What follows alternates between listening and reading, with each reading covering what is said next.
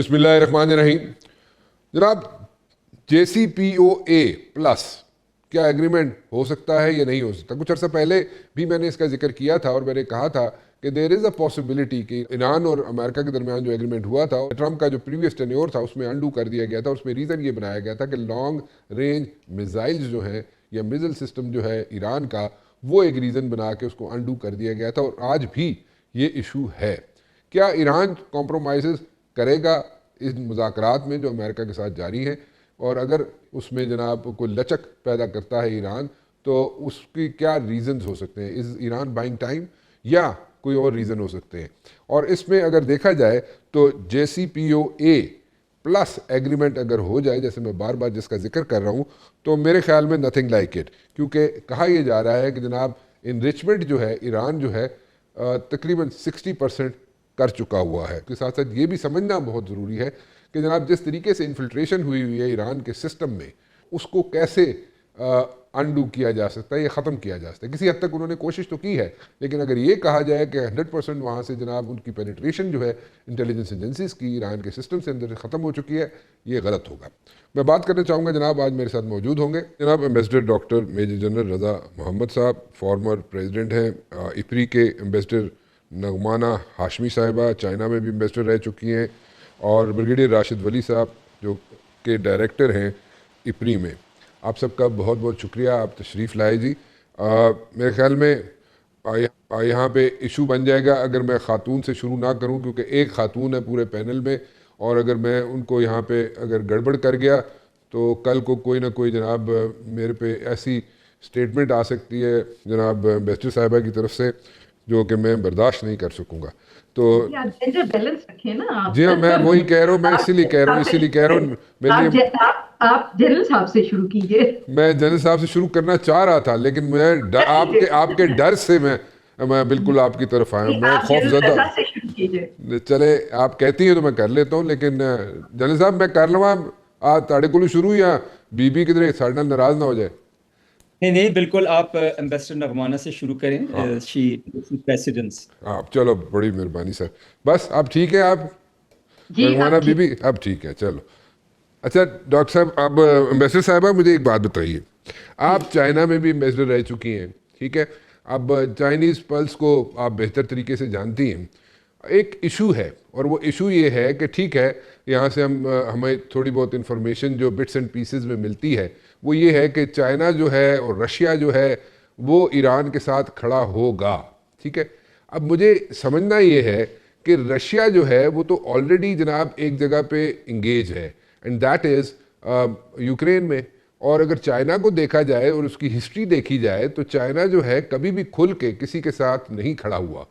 तो इन this particular case अगर आप कहें कि उन्होंने कोई उनको हेल्प आउट कर दिया है इन वन वे और दी अदर, कोई मिलिटरीली हेल्प आउट कर दिया है, हश हश करके कोई हेल्प आउट कर दिया है ईरान को, तो that's a separate game.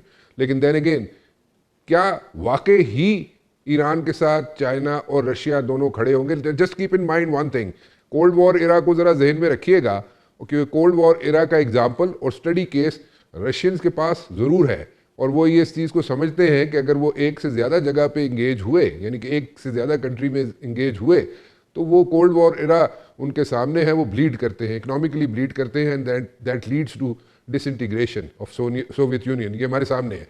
So in this particular case, Iran के केस में, वो आप क्या समझती हैं कि वो खुल के सामने आएंगे रशिया और चाइना, या कैसे इसको लेंगे if the strikes happen, if the US strikes happen in Iran?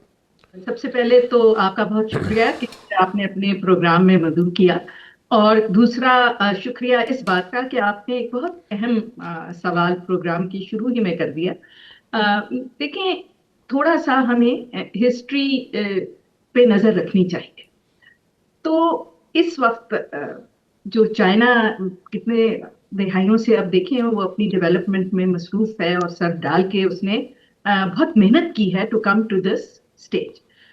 अब जो है वो उस मकाम पे आ पहुंचा है कि 2049 जो उन्होंने अपने लिए एक खुद डेडलाइन बनाई हुई है फॉर द रीजुविनेशन ऑफ मदरलैंड, वो उससे किसी भी सूरत में किसी कॉन्फ्लिक्ट में फंस के डिविएट नहीं करना चाहते अटेंशन। और यही मेरा ख्याल है एक वजह है कि अमेरिका अब ये सोचता है या ट्रम्प अब ये सोचता है कि यही उनके पास 25 साल हैं, तो वो हर मुमकिन कोशिश कर रहा है इस वक्त के चाइना को किसी भी तरह इस बात पे मजबूर करे कि वो प्रोवोक हो जाए, चाहे वो साउथ चाइना सी में प्रोवोक हो जाए, चाहे वो ताइवान के उस पे प्रोवोक हो जाए, चाहे ईरान के।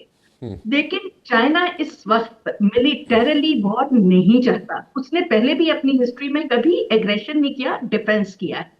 और जहां तक ईरान का ताल्लुक है, तो आपको याद होगा एक बहुत मशहूर हुआ था, दिस वाज इन 2007 में, जबकि ईरान पे अगेन बहुत ज्यादा प्रेशर था और चाइना ने उनसे मदर ऑफ ऑल डील्स की थी।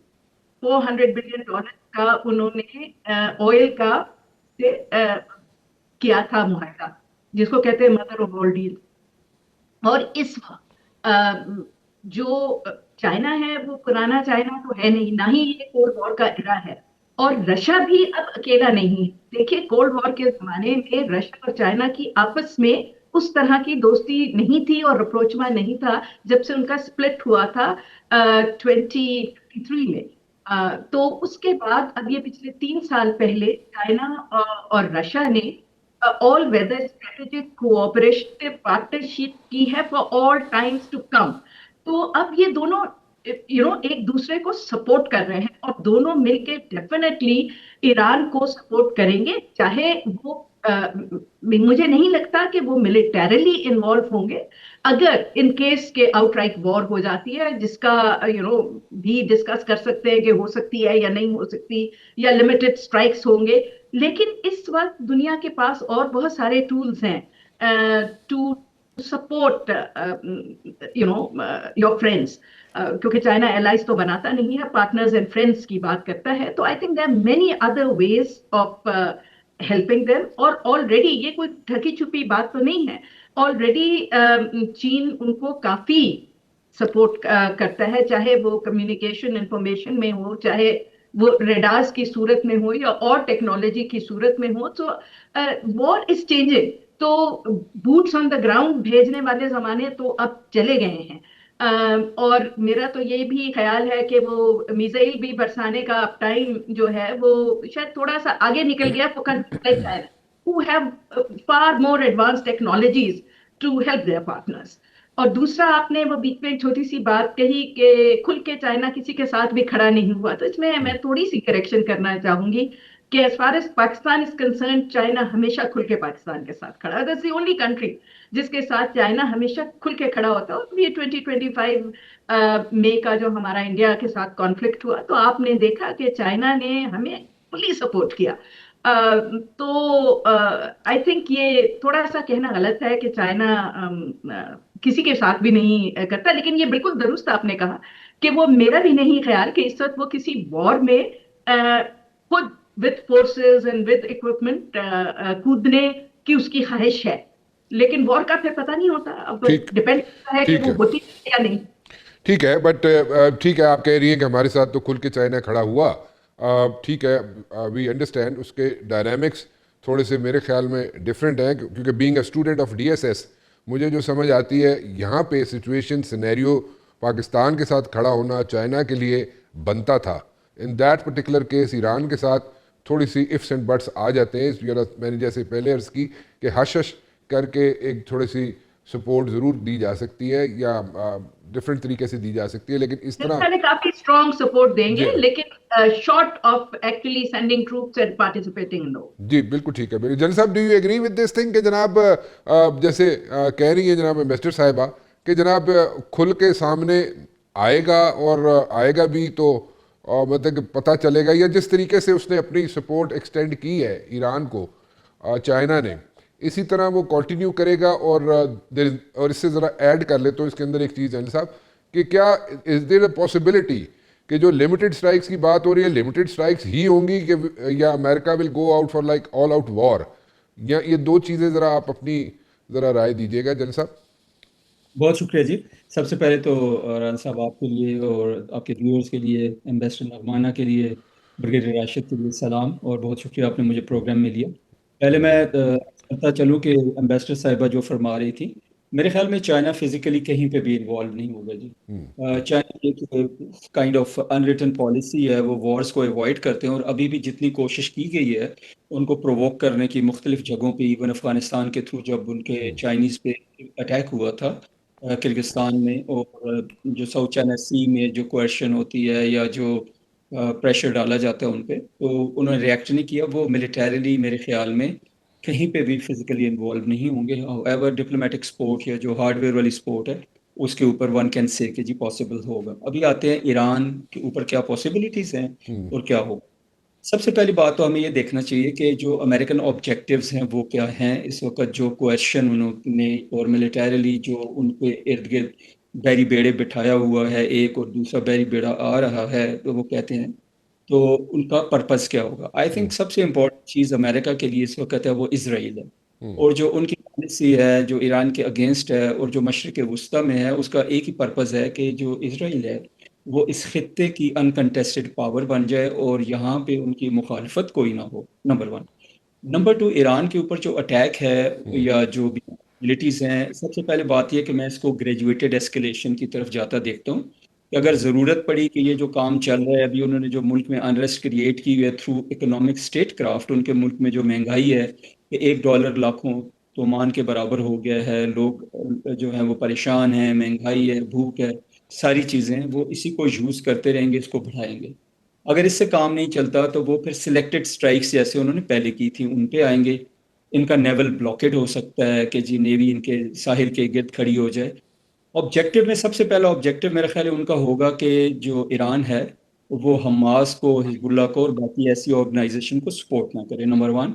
नंबर टू, न्यूक्लियर प्रोग्राम को कैप कर दे। नंबर थ्री, जो उनके मिसाइल की रेंजेस हैं उनके ऊपर वो कैप कर दें। और last but not the least most important कि वो को एग्जिस्ट करें ईरान के साथ, ईरान जो है सॉरी इसराइल के साथ करें। सो इसलिए मैं ये समझता हूँ कि सिलेक्टेड स्ट्राइक्स पॉसिबिलिटी है। अगर उससे पहले ही दोनों साइडें अफाम व तफहीम के साथ किसी मुआहदे पे पहुंच जाती हैं तो शायद ये सिलेक्टेड स्ट्राइक्स भी ना हो। दोनों साइडें प्रैग्मेटिक नज़र आ रही हैं। ईरान जो है उनके हालात ऐसे हैं कि परहैप्स उनको बहुत हिकमत से काम लेके इस वक्त कुछ कॉम्प्रोमाइज़ करके जंग को अवॉइड करना चाहिए मेरा ख्याल है, और वो करने की कोशिश भी करना। और इसी तरह अमेरिका को भी पता है कि जो बूट्स ऑन ग्राउंड या इस तरह की जो चीज़ें हैं वो दुनिया में अभी हो नहीं सकती हैं, और अगर वो कोई किसी वॉर में किसी चीज़ में आते हैं तो उनको एक क्लियर विक्ट्री नहीं मिलेगी, बॉक डाउन हो जाएंगे और दो खिता अनस्टेबल ज़रूर हो जाएगा। सो इसलिए full fledged war boots on ground मैं भी नहीं देखता हूँ जी। और पॉसिबिलिटी है कि इनका मुआहदा हो जाए। अगर ना हुआ तो ये ग्रेजुएटेड एस्केलेशन होगी और सिलेक्टेड स्ट्राइक्स तक बात होगी। कोई बूट्स ऑन ग्राउंड मैं नहीं देखता हूँ जी। जनरल साहब, एक एक क्वेश्चन है। द क्वेश्चन इज कि देखें, जिस तरीके से चल रहा है अमेरिका और जिस तरीके से ईरान चल रहा है, एक पहले हमने देखा कि एक एग्रीमेंट हुआ बिटवीन अमेरिका एंड ईरान, और वो ट्रंप के पहले दौर में हुआ था, और उसको अनडू कर दिया ट्रंप ने। और सिर्फ ये उसका रीज़न बना, one of the reasons was कि जनाब लॉन्ग रेंज मिसाइल्स जो हैं ईरान के पास जो है उनको वो जनाब उनसे बैकआउट कर दे या उसको अनडू कर दे। अभी भी वही रीज़न जो है लेके खड़ा हुआ है अमेरिका। सो फिर कितने चांसेस हैं इस बार कि जनाब वो उसी तरह उसी रीज़न को अलाइव रखते हुए ये जो टॉक्स चल रही हैं, जो भी जिस तरह भी चल रही हैं बिटवीन अमेरिका एंड ईरान, ये सक्सेसफुल हो सकती है? जितना मर्जी कोशिश करे ईरान, वो क्या अनडू कर देगा ये लॉन्ग रेंज मिसाइल सिस्टम? क्योंकि उस पर तो सर्वाइवल है ईरान का। आपका पॉइंट बहुत ही अच्छा है जी। देयर इज नो डाउट कि उनका जो सबसे बड़ा जो कंसर्न है वो लॉन्ग रेंज मिसाइल्स हैं और हाई टेक्नोलॉजी के साथ अगर उनके पास हैं, वो उनका कंसर्न है। बट कॉन्ट्रेरी अगर आप देखें ईरान के लिए इट विल बी सुसाइडल अगर वो इनके साथ एग्री कर लेते हैं। इसका मतलब है उन्होंने अपने हाथ पांव काट के उनके हवाले कर दिए। एग्जैक्टली। ईरान आखिर आखिर तक रेजिस्ट करेगा कि ये उसे करना ना पड़े। हाउएवर मिसाइल्स की रेंज की कैप या इस तरह की चीज़ पे शायद वो एग्री कर जाए कि बहुत सारी कंट्रीज हैं उन चीज़ों पे एग्री कर जाती हैं कि हम अपने मिसाइल जो उनकी रेंज जो है वो कम रखेंगे। बट मेरे ख्याल में कि वो कॉम्प्रोमाइज इस पे नहीं करेंगे। न्यूक्लियर प्रोग्राम पे किसी हद तक वो कंसेशन दे देंगे, लेकिन जो मिसाइल प्रोग्राम है वो तो उनकी एक काइंड ऑफ लास्ट सर्वाइवल है, लास्ट डिच बैटल है, लास्ट होप है उनकी जी। तो मतलब कि आप ये कह रहे हैं कि न्यूक्लियर एंड पे वो कोई ना कोई कॉम्प्रोमाइज करने के लिए तैयार होंगे। Okay, possible possibilities are there. एक छोटी सी ब्रेक लेते हैं जी, ब्रेक के बाद वापस आते हैं। ब्रिगेडियर साहब, do you agree with this thing कि जनाब न्यूक्लियर के एंड पे ईरान जो है कॉम्प्रोमाइज करने के लिए तैयार हो जाएगा? But when it comes to like long range missile system of Iran, जो कि पहले भी एक इशू बनाया था ट्रंप ने, और पहले भी जो एग्रीमेंट हुआ था उसमें एक इशू बना था, उसके वो बैकआउट नहीं करेगा। सो यहाँ पे एक गिव एंड टेक वाली सिचुएशन बनती हुई नज़र आती है कि एक चीज़ थोड़े कुछ अरसे के लिए या अभी उसके लोग फॉरगो कर दे ईरान, और दूसरे पे वो खड़ा रहे, उस पे स्टैंड लेके खड़ा रहे, यानी कि लॉन्ग रेंज मिसाइल सिस्टम पे उस पे अपना स्टैंड लेके खड़ा रहे। तो इस पे भी कॉम्प्रोमाइज हो सकता है, या फिर भी यहाँ पे लिमिटेड स्ट्राइक्स की ऑप्शन रहेगी, या ये सर पे मुंडलाते रहेगी तलवार ईरान के? देखिए, सिचुएशन थोड़ी सी कॉम्प्लिकेटेड है, और रेंजेस और न्यूक्लियर जो एनरिचमेंट है ये आपस में इंटरट्वाइंड है, क्योंकि वो जो जिन की जो जान जिस तोते में है वो यूरेनियम की अफजोदगी है। इजरायली खाइफ हैं उससे, और अमरीकी भी वो उसी वजह से ये प्रेशर डाल रहे हैं कि ये यूरेनियम की जो अफजोदगी की सलाहियत है उसको कैप किया जाए, उसके बगैर वो मिसाइल किसी काम के नहीं है। मिसाइल्स को रोकने के बहुत से तरीके हैं, एक न्यूक्लियर वेपन को न्यूट्रलाइज करने का कोई तरीका अभी तक ईजाद नहीं हुआ, इसलिए अगर ईरान वो रूबिकॉन क्रॉस करता है तो गेम इज अप। सो ये सबसे अहम नुक्ता है, और उसमें पेचीदगी ये है कि इस वक्त जो 60% तक अफसूदा शुदा यूरेनियम है वो कोई 400 केजी के लगभग है। अब उसका कुछ पता नहीं चल रहा, क्योंकि वो despite bunker bursting bye B2 और पिछली जंग में बहुत नुकसान पहुंचा फोर्डू को, नटान्स को और दीगर तनसीबात को, मगर ये जो अफसूदा शुदा यूरेनियम है इसका अभी तक उनको पता नहीं चल सका कि वो कहाँ पे किस जगह पोशीदा है, और उसकी वजह से इस वक्त ये जो मुज़ाकरात हैं ये बड़े तातुल का शिकार हैं। ईरानियन वो चाहते हैं कि उस पर किसी किस्म का कॉम्प्रोमाइज़ ना करें, और अगर ये 60% की जो सतह है ये बहुत हाई है, इससे एक स्टेप आगे होता है बॉम्ब ग्रेड यूरेनियम। तो जो ओरिजिनल 3.67 से की थी कैपिंग, वहीं पे वो अमरीकी उसको रखना चाहते हैं, मगर ईरानी अब उससे आगे सोच रहे हैं, और यहाँ मसला जो तात्तुल का शिकार है। तो मेरा ख्याल है जब तक ये 400 केजी वाली जो यूरेनियम है इसके बारे में कोई वो तय नहीं होगा, और ईरान कैटेगोरिकली जो इंटरनेशनल एटॉमिक एनर्जी एजेंसी है उसके इंस्पेक्टर्स हैं उसको इजाज़त नहीं देगा कि उसको वो वेरीफाई करें, तो उस वक्त तक ये मेरा ख्याल है कंसीड नहीं करेंगे। और बड़ा मुश्किल है इस वक्त, क्योंकि ईरानियन लीडरशिप जो है वो मिज़ाइल के मामले पे तो किसी किस्म का वो उन्होंने स्टेटमेंट्स भी दे दिए हैं कि वो उस पर कॉम्प्रोमाइज़ नहीं करेंगे। तो अगर ये मामला कोई सही तरीके से रिज़ॉल्व नहीं होता तो सिलेक्टेड स्ट्राइक्स हैं, इसी वजह से 2 जो कैरियर फ्लीट्स हैं वो वहाँ पे आ चुके हैं, और इस वक्त उनकी कोशिश सिर्फ बमबारी करना और इंफ्रास्ट्रक्चर को डैमेज करना नहीं होगा, बल्कि वो लॉन्ग टर्म एम उनका रेजीम चेंज है, क्योंकि ऐसा रेजीम आए जिसको प्लायबल हो और उसके साथ वो फिर कोई मुआहदा तय कर सके। और कुछ हल्के इस तरफ भी इशारा करते हैं कि बैल्कनाइजेशन ऑफ ईरान जो उसका मतमा नज़र है, क्योंकि ईरान में कौमियतें हैं, कुर्द्स हैं, आज़रीज़ हैं, आर्मीनियंस हैं, अरब्स हैं, पर्शियंस हैं, मगर एक हकीकत ये है कि जो पर्शियन लैंग्वेज है उसकी इकाई वो वहदत उसने बड़ा स्ट्रॉन्ग ईरान को रखा हुआ है, और बैल्कनाइजेशन भी रेजीम चेंज के बाद ही हो सकता है। तो वो 2 सिनेरियोज़ हैं जिसकी तरफ मेरा ख्याल है इजराइल का अल्टीमेट ऑब्जेक्टिव है, क्योंकि ईरान एज अ वायबल मजबूत मुल्क वो एज ए पॉलिटिकल और एडमिनिस्ट्रेटिव एंटिटी ना रहे। तो ये अहदाफ हैं नेतन्याहू के, और ये याद रखिए कि जो नेतन्याहू साहब हैं वो रैशनल एक्टर नहीं है जो कॉस्ट बेनिफिट की इक्वेशन के अंदर काम करते हैं। उनके बहुत से अहदाफ हैं जो आइडियोलॉजिकली ड्रिवन है। जो अमरीकी एम्बेसडर हैं उनकी जो स्टेटमेंट है तो वो तो रेमिनिसेंट है बिब्लिकल आइडियोलॉजी की, कि इनको ज्यूज़ को हक हासिल है कि इस इलाके में अपना असर व रसूख कायम करें, और बल्कि उससे आगे के जो इलाके हैं वो ग्रेटर इजराइल वाला मामला करें। तो ये तो ऐसी एक सोच है जिसको कॉस्ट बेनिफिट के तनाजुर में नहीं देखा जाता, और यही ये ख़तरा है कि कोई ऐसी मिस कैलकुलेशन ना हो जिससे एक जंग छिड़ जाए। और कुछ हल्के तो ये भी कह रहे हैं कि ईरान की जो अफजूदगी की सलाहियत है वो काफ़ी एडवांस हो चुकी है, और शायद वो बॉम्ब ग्रेड यूरेनियम के करीब पहुंच चुके हैं, और वो उन्होंने कहीं अलहदा उसको रखा हुआ है। इसमें चीन उनको सर्वेलेंस की मदद कर सकता है, उनको डिफेंस की एयर डिफेंस और मिसाइल्स को जो टारगेटिंग है जैसे पाकिस्तान को हुआ था जो बाइडो कॉन्स्टिलेशन है सैटेलाइट्स की, उसको बरूए कार लाते हुए। रूस भी महदूद मदद कर सकता है, मगर उससे ज़्यादा चीन और रूस मेरा नहीं ख्याल कि वो ज़्यादा मौसर होंगे।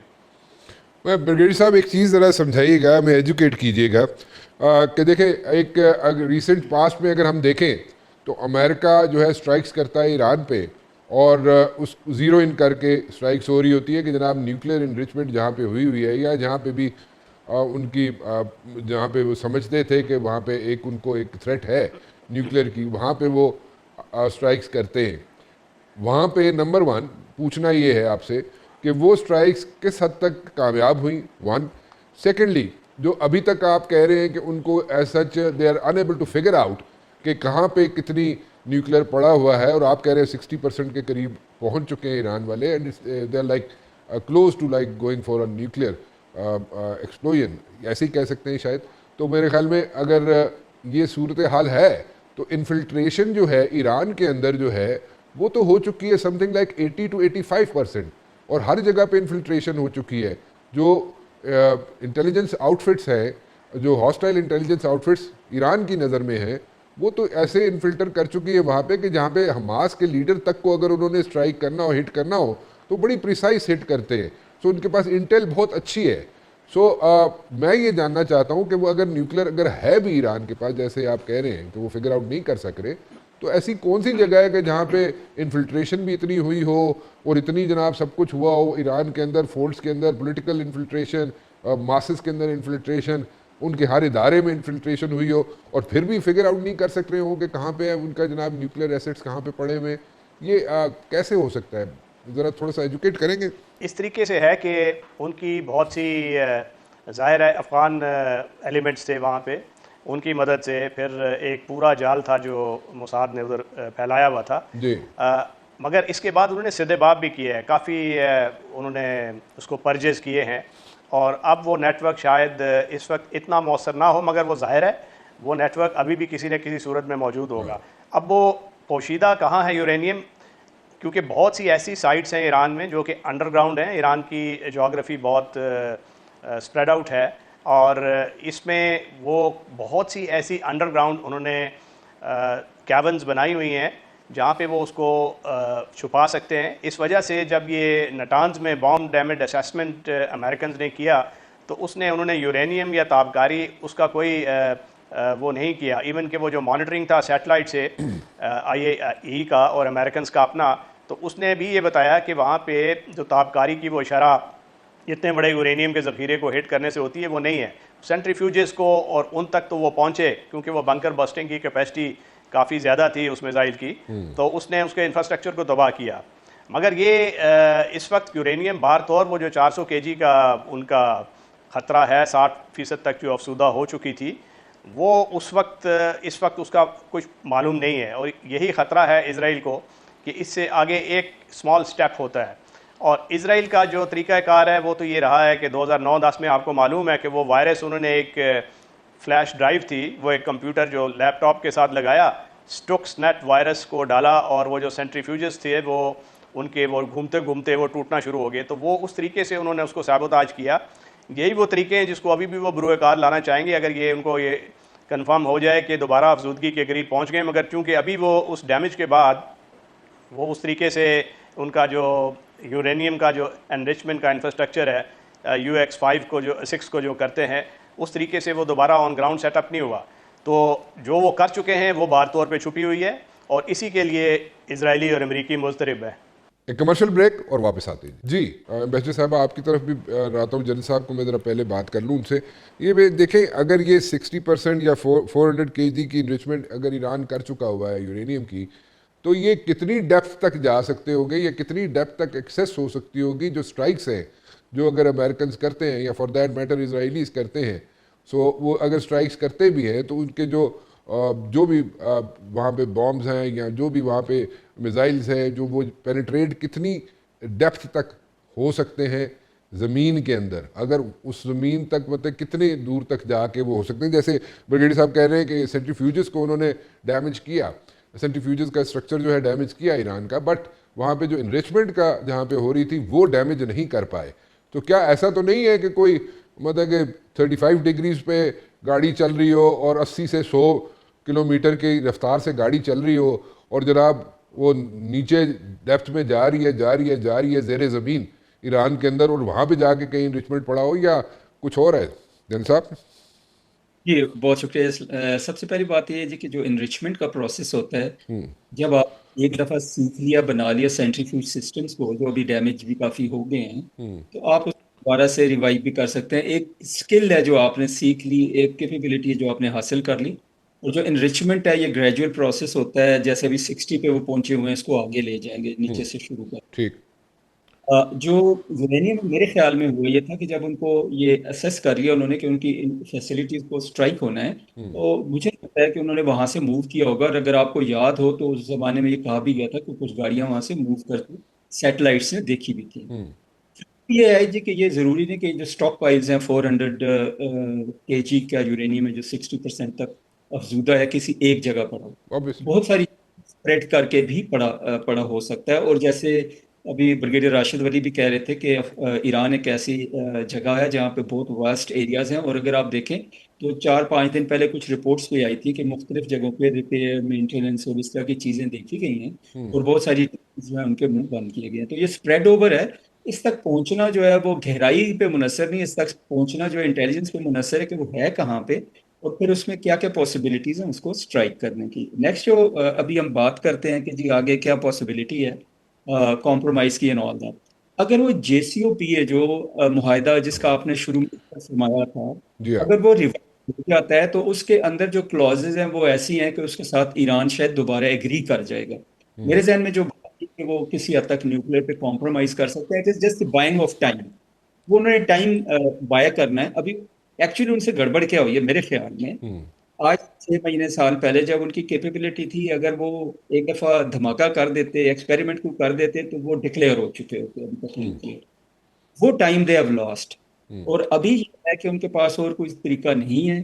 वॉर फेस करना बहुत बड़ी एक तकलीफ की बात है, जाहिर है कर तो वो लेंगे, शायद सालों गुजर जाएं और ये वॉर खत्म भी नहीं होगी, खित्ता डिस्टेबलाइज हो जाएगा। जब मेरा ख्याल है अमेरिका खुद, ट्रंप खुद, वो थोड़ा सा प्रेगमेटिक तरीके से सोचने की कोशिश कर रहे हैं कि किसी तरह बातचीत से मसला हल हो जाए। तो आई होप इट कि इस तरह हो जाए, वरना जाहिर है आप अनप्रिडिक्टेबल हैं। ट्रंप उन्होंने साबित भी कर दिया हुआ है ऑलरेडी। वेनेजुएला को देख लें, बाकी चीज़ों को देख लें, ईरान के ऊपर जो स्ट्राइक्स हैं उनको देख लें, अनप्रिडिक्टेबल तो वो हैं। बट ये है कि let's keep the fingers crossed कि ये ना हो। अगर हो गया तो ज़ाहिर ईरान भी फिर अपनी तरफ से खुल के खेलेगा, और वो जितने भी टारगेट्स हैं जहां तक वो पहुंच सकता है बशमूल जो अमेरिकन बेसिस है वहां तक करेगा। और मेन फोकस उनका होगा इसराइल के ऊपर मिसाइल बरसाना। और इसराइल जो है उसकी इन्विंसिबिलिटी पहले भी चैलेंज हो चुकी है, उनका आयरन डोम और एयर डिफेंस सिस्टम पेनिट्रेट हो चुके हैं, वो अभी भी हो जाएंगे। तो प्रेफर्ड तो यही है मेरा ख्याल है कि वो बातचीत कर रहे हैं और होप कर रहे हैं, वो भी अमेरिकन भी और ईरानियन भी, कि किसी जगह पे कॉम्प्रोमाइज सोल्यूशन हो जाए। जन साहब ये बताइएगा कि जो इनरिचमेंट जो है अगर 400 केजी तक की हो जाए, 60% तक की हो जाए, जैसे कि ईरान हम फिगर आउट करने की कोशिश कर रहे हैं कि हो चुकी है और स्प्रेड आउट हुआ हुआ है सारी जगहों पे, और उनका जो इनरिचमेंट की है उन्होंने, और ट्रेन ऐसी है वहाँ पे कि वो उसमें किसी जगह पे भी स्प्रेड कर सकते हैं, और मुख्तलिफ जगहों पे उन्होंने स्प्रेड किया हुआ है। 400 से आगे यानी कि नेक्स्ट लेवल जहाँ पे वो न्यूक्लियर एक्सप्लोजन कर सकते हैं या कर सकते थे, उसमें कितना अरसा दरकार होता है जन साहब? जी पहली बात तो ये जी कि 60% जो यूरेनियम है तो वेपन ग्रेड तक ले जाने वाला स्टेप जो अभी थोड़ी देर पहले राशिद वली साहब ने एक्सप्लेन किया, वो ये है कि पहले आपने इसको 80% एंड प्लस तक लेके जाना है, और जितना ऊपर तक लेके जाएंगे इसी को बार बार आप रिफाइन करते रहते हैं, ठीक। पहली बात। उसके बाद जो उससे भी ज़्यादा इंपॉर्टेंट चीज़ होती है कि ये यूँ होता है कि जो यूरेनियम के वेपन के अंदर दो हिस्से होते हैं जिनको कहते हैं सब क्रिटिकल। एक हिस्सा होता है जिसमें यूरेनियम पड़ा हुआ है, दूसरे में भी है, और एक तरफ से इम्प्लोजन या एक्सप्लोजन के मेथड से आपने एटमी जो एटम होता है उसके न्यूक्लियस को बम्बार्ड करके, जी। सादा लफ्जों में आना है तो चेन रिएक्शन शुरू हो जाएगा। वो जो कैपेबिलिटी है वो that is the most important capability कि आपने यूरेनियम इनरिच भी कर लिया, सारा कुछ कर लिया, तो आपके पास वो टेक्नोलॉजी है कि सब क्रिटिकल को क्रिटिकल मैस में कन्वर्ट करके आप एक्सप्लोड कर लें।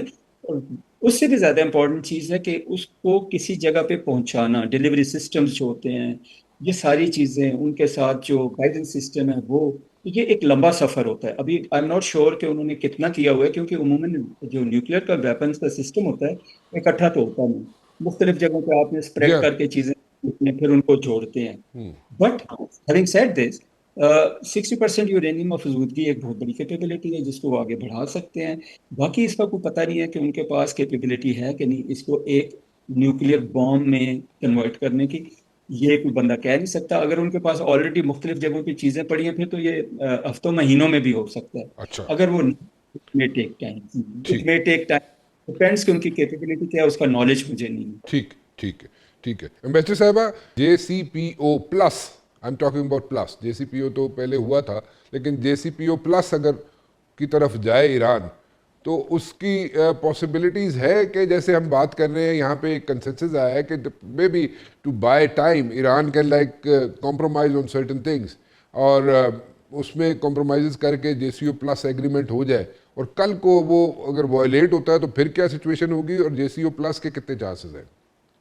देखिए, जहाँ तक JCPOA प्लस की बात है, तो वो एक एग्रीमेंट था जो 9 साल लगे थे उस एग्रीमेंट को मारज़े वजूद में आने के जी लिए। जी उस पे आपको पता है कि 6+1 की नेगोशिएशंस बहुत लंबी चली थी, जी और उसमें से जब अमेरिका, ट्रम्प साहब ने उससे अपने आप को अलग कर लिया और कहा JCPOA खत्म हो गया है, तो आपको याद होगा कि यूरोपियन ममालिक उससे नहीं निकले थे। उन्होंने कहा था कि आपका इससे अलग होने की वजह से JCPOA खत्म नहीं होता। इसीलिए ईरान ने उसको बहुत ही रिस्पॉन्सिबिलिटी के साथ उस एग्रीमेंट को पूरा किया। यूरोपियन ममालिक ने भी पूरा किया। जब उसका टर्म पूरा हो गया तो उसका 2 साल कूलिंग डाउन पीरियड था, जिसके बाद वो ये सब कुछ कर सकते थे, तो वो उन्होंने किया है।